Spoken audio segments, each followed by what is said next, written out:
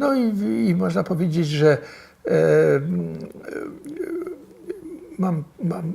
mam potrzebę zaangażowania i w ramach tych środków, którymi dysponuję, próbuję to realizować i równocześnie dzisiaj mam większe poczucie bezradności niż kiedyś miałem. To znaczy, że stajemy wobec sytuacji, zresztą to dotyczy nie tylko Polski, bardzo trudnej, złożonej, bardzo niepewnej.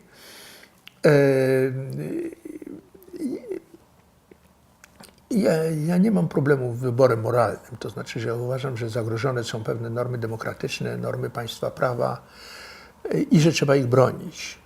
Ale mam też poczucie, że mamy tutaj do czynienia też z konfliktem, który ma istotne komponenty klasowe. To znaczy, że za tymi siłami populistycznymi, czy nacjonalistycznymi, czy prawicowymi stoją po prostu niższe grupy społeczne z punktu widzenia dochodów, wykształcenia, zamieszkania, prawda.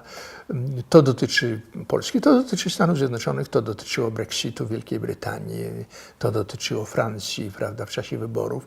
To jest taki globalny ruch przeciwko elitom i na dodatek to nie jest tak, że ja nie rozumiem źródeł tego buntu, to znaczy to jest bunt przeciwko elitom. To znaczy ja uważam, że ta transformacja, która się dokonała i w której miałem swój bardzo skromniutki udział, jestem z niego dumny, to uważam, że to była wielka rzecz i że Polska została pchnięta na inną orbitę. Ale równocześnie,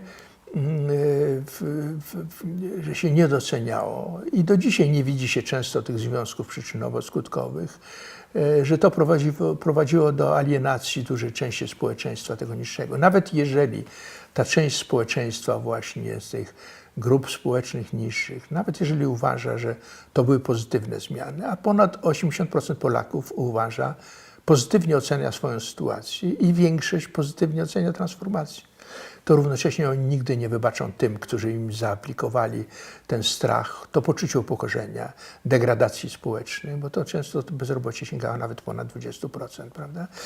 Nawet ludzie, którzy odnieśli wielki sukces społeczny, płacili często bardzo wysoką cenę psychologiczną, prawda? Awansu, chociażby niedostosowania do sytuacji nowej, w której się znaleźli, lęki z tym związane, stresy z tym związane i oni też często nie wybaczają.